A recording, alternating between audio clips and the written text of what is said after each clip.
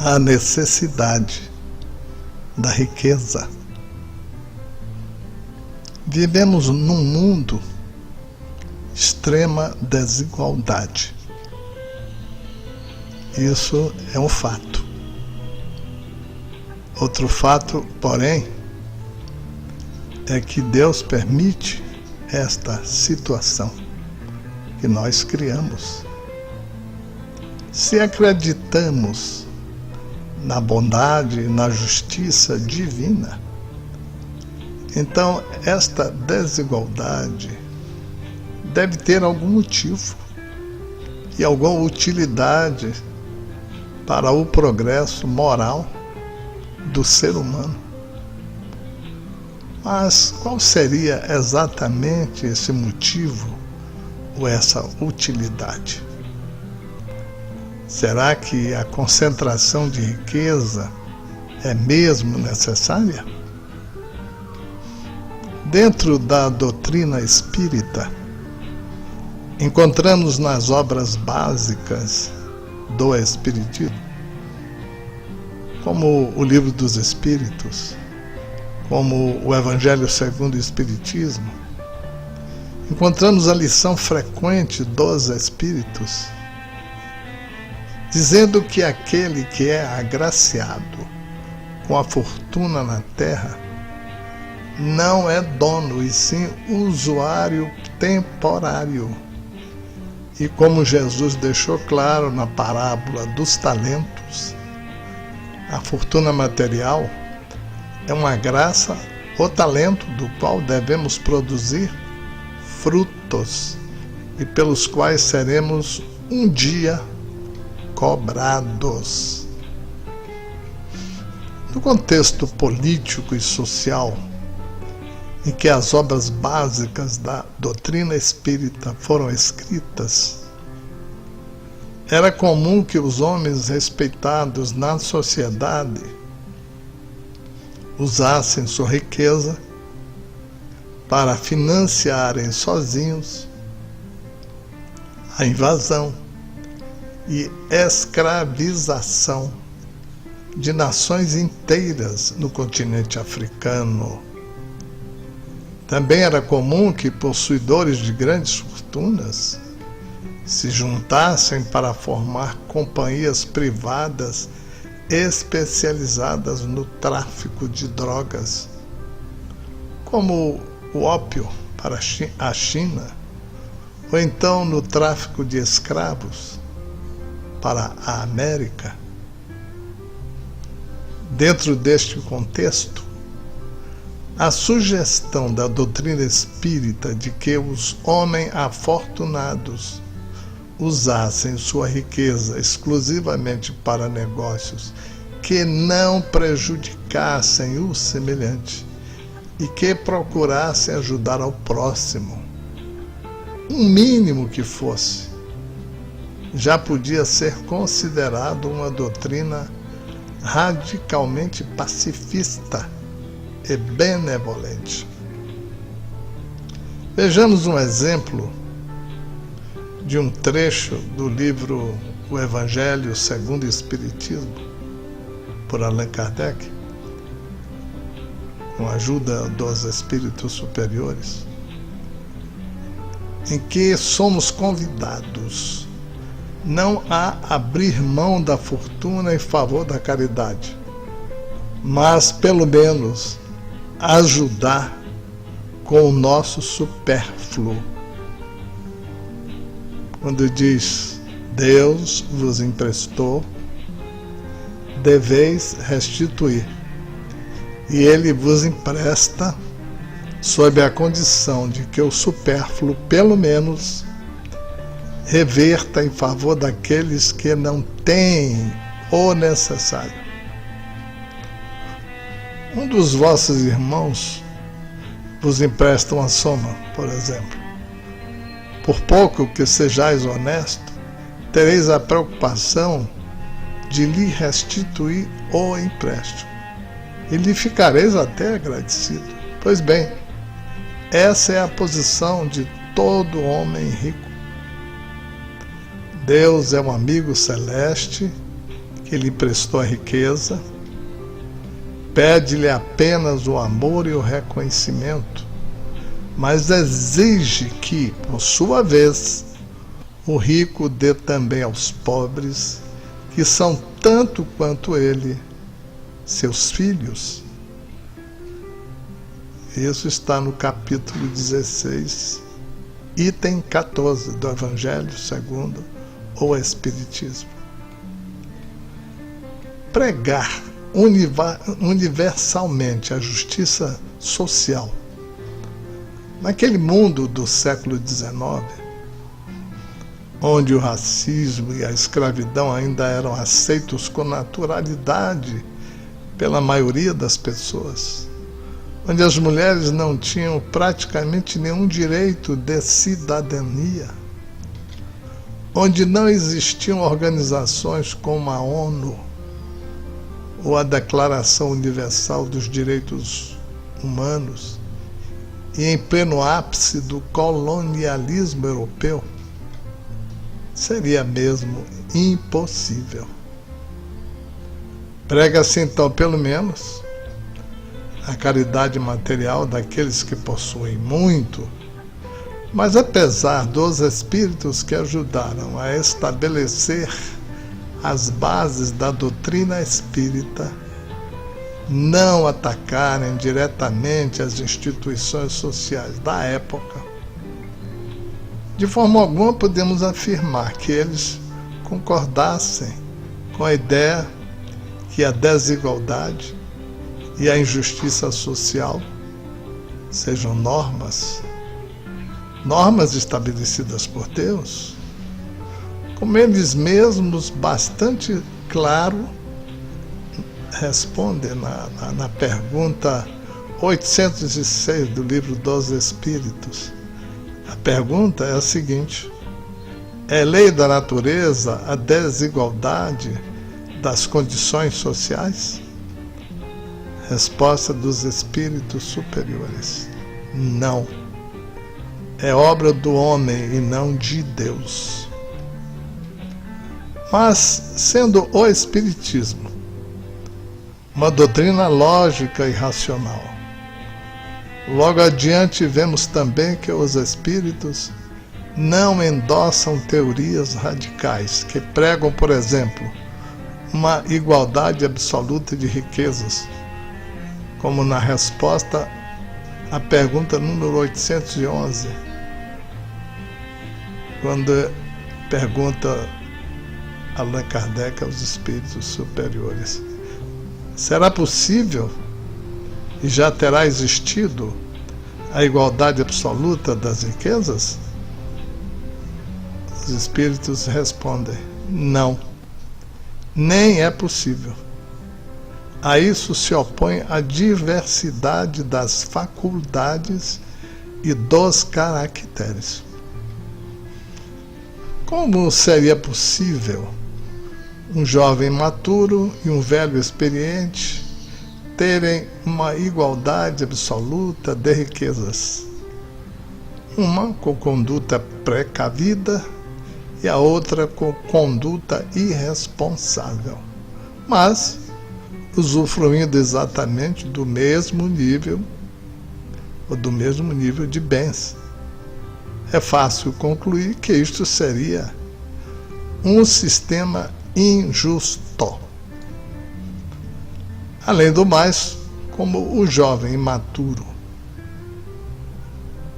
aprenderia com seus erros se eles não trouxessem nenhuma consequência? E quanto ao empreendedor com o espírito aventureiro, comparado ao homem simples, modesto e precavido? É disto que se trata a tal diversidade das faculdades e dos caracteres, pois não faria sentido um sistema que forçasse todos a terem sempre exatamente a mesma quantidade de posses em todas as situações. Mas isto não significa que os espíritos endossem a conduta do egoísta que acumula riqueza, acumula capital e o usa como ferramenta para explorar o seu semelhante. Muito menos ainda podemos dizer que os espíritos endossariam a conduta daquele que enriquece às custas da fraude, da corrupção, como se verificou na conduta de grandes empresários em vários episódios da política nacional dos últimos tempos. Estamos assistindo isso. Além das pequenas desigualdades naturais, como o tamanho da família, os gostos pessoais, o espírito aventureiro ou conservador, para que mais poderiam servir as desigualdades? Será que a desigualdade tem alguma função especial na economia? Na época em que as obras básicas do Espiritismo foram escritas, existia uma forte crença de que a fortuna concentrada nas mãos de uma aristocracia era uma bênção geradora de riqueza para o resto da população. E não faltavam teóricos para defender a concentração de riqueza, de renda. Alguns economistas, como os Malthus, chegavam a afirmar que a miséria e todas as mazelas associadas a ela, como as epidemias, as mortes prematuras de criança, a fome, etc., eram bênçãos de Deus que ajudavam a evitar um excesso de população. Naquele mundo não muito distante, de uma Europa extremamente rica por um lado, e ao mesmo tempo com uma população miserável, a concentração de riqueza era defendida como uma fonte de progresso para toda a sociedade. Mas o mesmo não pode ser dito a respeito da economia nos dias de hoje. Ao contrário daqueles tempos de participação mínima do Estado na economia, hoje as maiores empresas de praticamente todos os países são extremamente dependentes dos recursos públicos, como os subsídios, os financiamentos com juros abaixo do mercado, o investimento dos governos em tecnologia nos centros de pesquisa, os contratos e licitações para o fornecimento de bens aos governos, ou as operações de salvamento de empresas falidas. Hoje, pelo contrário, o capital privado é que se pode considerar dependente do investimento público, e é praticamente impossível encontrar uma grande empresa no mundo que não tenha sido salva pelo menos uma vez por recursos públicos. E voltando à pergunta, a riqueza e a concentração de renda são necessárias ao mundo de hoje? A única resposta possível é sim, pois Deus não permitiria o sofrimento desnecessário. Mas não pelos motivos que se defendia a concentração de riqueza no passado. No mundo de hoje, a defesa de desigualdade como fonte criadora da prosperidade na economia não se sustenta mais. Mas ela persiste, exatamente pelo mesmo motivo já explicado pelos espíritos há 150 anos. É obra do homem a desigualdade e não de Deus, que cria para si a injustiça da qual acaba sendo vítima. O homem egoísta apoia um sistema baseado na desigualdade e na esperança de um dia estar no degrau mais alto da escala social e se vê vítima das injustiças que apoia. Como os alunos que se sujeitam a todo tipo de abuso para serem aceitos em uma fraternidade das universidades americanas, com a esperança de um dia eles também poderem abusar de outros calouros. Mas devemos lembrar que nem todo mundo é igual. Existem países que se saem melhores ou piores em relação ao combate à desigualdade. Em muitos países europeus é possível encontrar uma grande classe média, onde ninguém possui exatamente o mesmo nível de riqueza que ninguém, mas também não existe miséria extrema. Contrariando o mito de que uma sociedade mais igualitária seria constituída de pessoas manipuladas, sem opinião, usando roupas e cortes de cabelos iguais, consumindo as mesmas coisas. Na verdade, a Europa, mesmo que ainda muito imperfeita, dá exemplo de liberdade de expressão e diversidade cultural. Isso acontece porque em uma sociedade sem grande diferença de riqueza e de poder entre os cidadãos, mais pessoas passam a ter o direito de opinar e criam-se assim sociedades mais pluralistas e mais tolerantes. Na contramão deste caminho estão os países que se deixam levar pelo discurso da intolerância, que visa conservar tudo de ruim que existiu no passado, como o machismo, o preconceito, a homofobia, etc. O discurso da intolerância é muito útil àqueles que desejam manter a sociedade dividida entre os que podem e os que não podem, os que mandam e os que obedecem. O Brasil está se aproximando de um momento onde deveremos escolher qual o caminho que nossa sociedade vai tomar, que tipo de país queremos ser no futuro.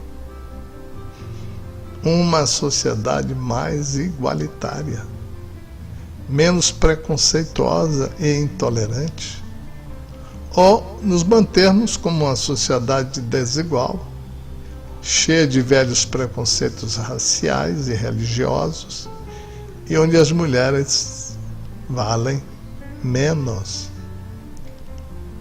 A raiz dos preconceitos está no egoísmo daqueles que se encontram atualmente em uma posição privilegiada e que resistem em abrir mão dos seus privilégios. Acuado por aqueles que desejam igualmente ter os mesmos direitos, o egoísta parte para o ataque e, como resultado, acaba criando uma sociedade intolerante e violenta, da qual ele mesmo se torna vítima. A literatura espírita confirma isso, descrevendo inúmeros casos de pessoas que em determinada encarnação abusaram dos seus privilégios, mas que se viram obrigadas a reencarnar na posição daqueles de quem abusou. Nós, espíritos ainda imaturos, egoístas, estamos constantemente aprendendo com os nossos erros. Aprendemos pela existência da experiência e pelo sofrimento, a dividir e compartilhar. sejam bens materiais, direitos ou simplesmente o respeito mútuo. Por ora, a desigualdade material é um mal inevitável, inerente à nossa própria inferioridade como indivíduos e como sociedade. Cabe a nós a criar hoje um mundo melhor, onde a desigualdade extrema, a injustiça e os preconceitos existam apenas nos livros de história. Texto captado do Fórum Espírita. Não lembro o autor.